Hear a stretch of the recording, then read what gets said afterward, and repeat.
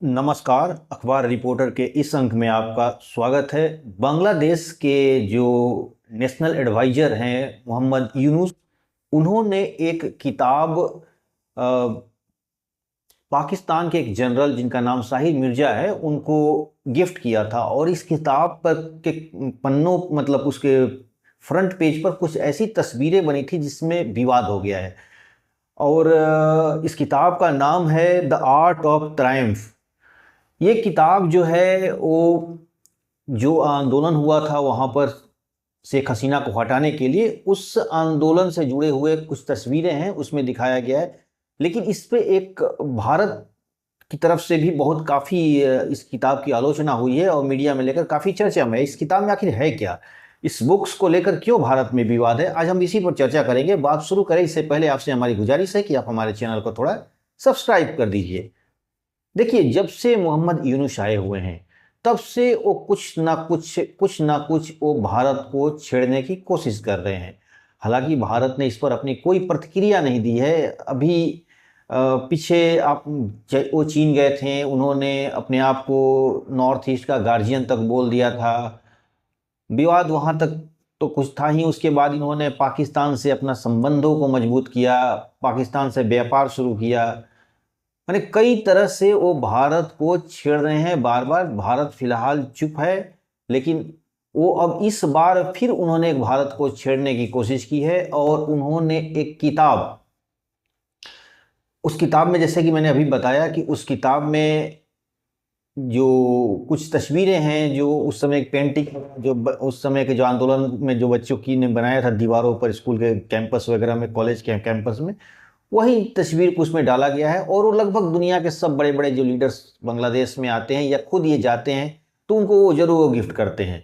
यानी एक तरह से वो दिखाना चाहते हैं कि हम जो सत्ता हमारी जो सत्ता में पकड़ बनी है वो एक तरह से जायज़ है और इसके लिए शेख हसीना जिम्मेदार थी। मतलब इस तरह करने के लिए एक तरह पॉलिटिकल अपना वो एक तरह से अपनी चाल भी चलते हैं इस तरह। अभी उन्होंने, आपको पता ही होगा कि 2016 में एक बम ब्लास्ट हुआ था वहाँ के एक रेस्टोरेंट में, ढाका के, जिसमें करीब 21-22 लोग मारे गए थे। उसमें से एक आतंकी पकड़ा गया था जो जिंदा पकड़ा गया था। तो उसने बताया था कि हम जो जाकिर नाइक जो थे उनके स्पीचेज को सुनकर वो इंस्पायर्ड हुआ था और इसलिए ये धमाका किया है।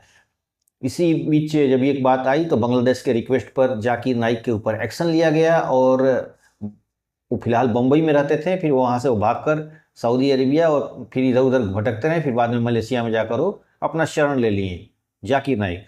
अब उस जाकिर नाइक, और सबसे बड़ी चीज़, जाकिर नाइक पाकिस्तान भी गए हैं। पाकिस्तान जाकर उन्होंने वहाँ पर भी कुछ बातें की, भारत विरोधी, हालांकि वहाँ पर कुछ भारत विरोधी तो बयान नहीं दिया था उन्होंने, लेकिन फिर बाद में फिर मलेशिया गए। लेकिन अभी वो उन्हें मोहम्मद यूनुस ने फिर से इनवाइट किया है और इनवाइट करने के बाद वो बांग्लादेश अभी जाने वाले हैं। जब जाएं उनका तो अभी टाइमिंग फिक्स नहीं हुआ है, लेकिन ये जाएंगे और वहाँ पर फिर से अपना स्पीचेज देंगे। तो मैंने कहने का मेरा मतलब ये कि बांग्लादेश वैसे आदमी को बुला रहा है जहाँ पर उसने, हालांकि जाकिर नाइक उसमें बम ब्लास्ट में नहीं था, मैं यहाँ क्लियर कर दूं, लेकिन उनके जो भड़काऊ स्टेटमेंट होते हैं, इस्लाम के जो रेडिकल इस्लामिक स्पीच देते हैं, वो इससे एक आतंकी प्रभावित हो जाता है और प्रभावित होने के बाद जाकर वहाँ बम फोड़ देता है। तो इसलिए इनको बैन किया गया था।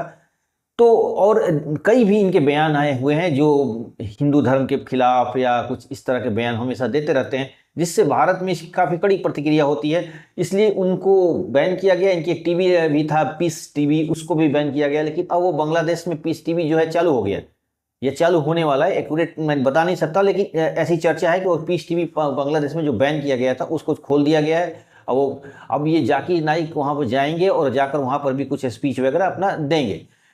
तो मेरा कहने का मतलब ये है कि बांग्लादेश के जो मोहम्मद यूनुस हैं वो प्रो पाकिस्तानी बन चुके हैं। यानी वो पाकिस्तान के एक तरह से रिमोट कंट्रोल के रूप में काम कर रहे हैं।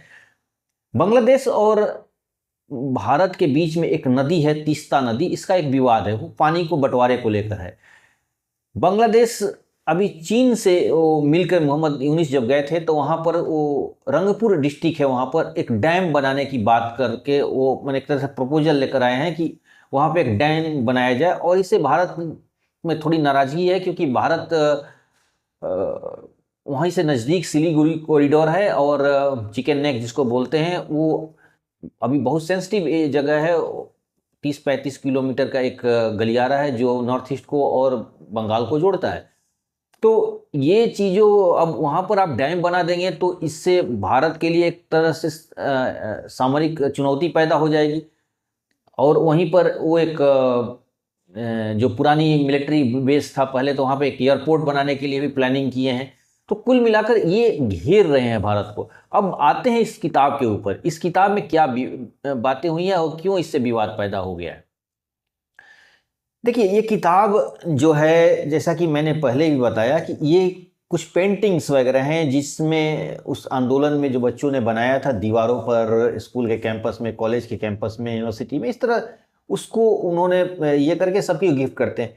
इसके फ्रंट पेज पर एक ग्रेटर बांग्लादेश की एक तरह से परिकल्पना है, यानी एक ऐसी तस्वीर बनाई गई है जो ग्रेटर बांग्लादेश, अक्सर ये बातें निकल के आती हैं कि बांग्लादेश में कुछ ऐसे तत्व हैं जो पूरे नॉर्थ ईस्ट को मिलाकर, बंगाल को मिलाकर और बिहार, झारखंड, उड़ीसा को मिलाकर एक ग्रेटर बांग्लादेश बनाना चाहते हैं। अब ये ग्रेटर बांग्लादेश का कुछ कॉन्सेप्ट वो है, जब 1905 में जब बंगाल का विभाजन हुआ था, तो उसके पहले जो बंगाल हुआ करता था, तो उसमें बिहार, झारखंड, उड़ीसा और पूरे आसाम वगैरह वाला क्षेत्र, नॉर्थ ईस्ट के स्टेट, और आज के जो बांग्लादेश है, ये टोटल मिलकर एक बंगाल उस समय प्रोविंस हुआ करते थे, जिसे बाद में उसमें से कई स्टेट बने, जिसमें से बिहार हुआ, झारखंड हुआ, उड़ीसा अलग हुआ। तो इस तरह उन लोगों का एक ऐसी बातें निकल के आती हैं कि ये लोग फिर से एक उसी तरह का एक ग्रेटर बांग्लादेश, यानी बिहार, बंगाल और उड़ीसा, झारखंड और नॉर्थ ईस्ट के आसाम वगैरह को मिलाकर एक ग्रेटर बांग्लादेश बनाने के ये लोग सपने पाल रखे हैं। और यही वो फ्रंट पेज पर भी इसी की तस्वीर दिखाई गई थी। हालांकि बांग्लादेश ने इससे इनकार किया है। उसने बोला है कि ये कोई मैप नहीं है, ये तो सिर्फ एक अनुमानित आइडिया है जिसे हम लोगों ने ये कर दिया, इसे भारत में की मीडिया झूठ-मूठ का हवा दे रही है। यानी आप पहले छेड़ते हो और जब प्रतिक्रिया होती है तो कहते हो कि ये गलत बात है। तो कुल ऐसे देखने से लग रहा है कि मोहम्मद यूनुस हर वो आदमी से संपर्क में है जो भारत का विरोधी है, भारत का दुश्मन है। अब वो जो साहिर मिर्जा की बात कर रहा हूँ, जो अभी हाल फिलहाल में बांग्लादेश आए हुए थे, जो पाकिस्तान के एक जनरल हैं, वो अभी जब आते समय बांग्लादेश जब वो गए थे, बांग्लादेश आते समय वो बीच में मालदीव में भी रुके थे और वहाँ के मुइज़्ज़ू से भी मिले थे, जो वहाँ के राष्ट्रपति हैं। उनसे मिलकर उन्होंने वहाँ से कुछ सैन्य सपोर्ट या सैन्य गतिविधियों को बढ़ाने के लिए, दोनों एक तरह सामरिक दृष्टि से अपनी सेना को कुछ ट्रेनिंग वगैरह के लिए वो मिले थे वहाँ पर। तो कहने का मतलब ये कि पाकिस्तान जो है ना, कि वो पाकिस्तान आपका उधर से आता है, दक्षिण में भी अपनी एक पैठ बनाना चाहता है और आपके पूर्वी क्षेत्र पर भी एक पैठ बनाना चाहता है, यानी पाकिस्तान आपको घेर रहा है। अब कहते हैं ना कि एक तो गरीब मुल्क है, उसको अपने चिंता नहीं है। कहने का मतलब मेरा यही है कि पाकिस्तान का बस दिमाग में एक ही चीज़ होती है, वो भारत की दुश्मनी। पाकिस्तान जिंदा ही है भारत के दुश्मनी पर, क्योंकि जिस दिन वो भारत से दोस्ती की बात कर देगा तो पाकिस्तान के वजूद को खतरा हो जाएगा।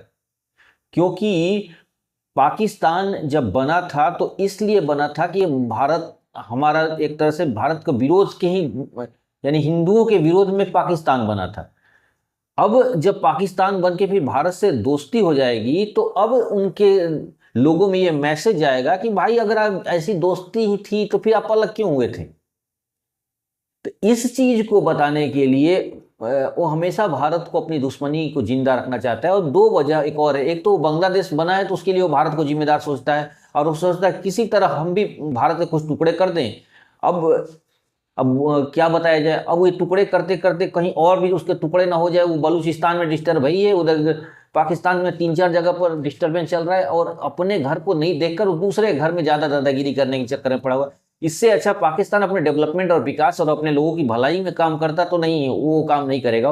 वो सिर्फ और सिर्फ भारत को घेरने का काम कर रहा है, भारत को डिस्टर्बेंस पैदा करने की कोशिश कर रहा है। और इसी डिस्टर्बेंस के तहत उसने कभी बांग्लादेश, कभी मालदीव, तो कभी चाइना, और इधर उधर करके घेर रहा है। अभी अब इतनी बड़ी मजबूत उसकी आर्मी है, अभी तालिबान ने उसको, आपको देखिए तालिबान ने ठोक दिया उसको। तो इस तरह अपनी आदत से बाज नहीं आ रहा है। और बांग्लादेश तो उसी का एक पार्ट भी था, इसमें कोई नया चीज़ नहीं है कि बांग्लादेश भारत के खिलाफ है। बांग्लादेश तो भारत के खिलाफ था ही, 1947 में ही बांग्लादेश भारत के खिलाफ था। उस समय बांग्लादेश नहीं हुआ करता था, उस समय पूर्वी पाकिस्तान हुआ करता था। तो ये जो नक्शा उन्होंने दिखाया है, एक तरह से भारत को चिढ़ाने के लिए दिखाया है कि देखो, और इस नक्शे से कुछ होने जाने वाला है नहीं। ऐसा नहीं है कि भारत इतना कमजोर है। अरे एक छोटा सा एरिया यरूशलेम है जिसमें करीब 10-20 किलोमीटर का लफड़ा है, उसको तो इजराइल छोड़ नहीं रहा है। तो आप भारत जैसे देश को आप आकर यहाँ पर कि हम तोड़ देंगे, ये कर देंगे, तो ये सपने पाला। सपने देखने में कोई रोक थोड़े है, सपने तो ऑटोमेटिक आ जाते हैं। आंख बंद कीजिए, नींद आ गई तो सपने आ जाते हैं, तीनों को सपने आते रहते हैं। इसमें कुछ होने जाने वाला नहीं है, घबराने की बात भी नहीं है। एक बात आपको बताना चाहूँगा कि भारत जैसे जैसे भारत की गरीबी कम होगी, भारत जैसे जैसे अपने आंतरिक रूप से मजबूत होते जाएगा, तो आप देखिएगा विदेशी चुनौतियां, खबरें लगातार चलेंगी।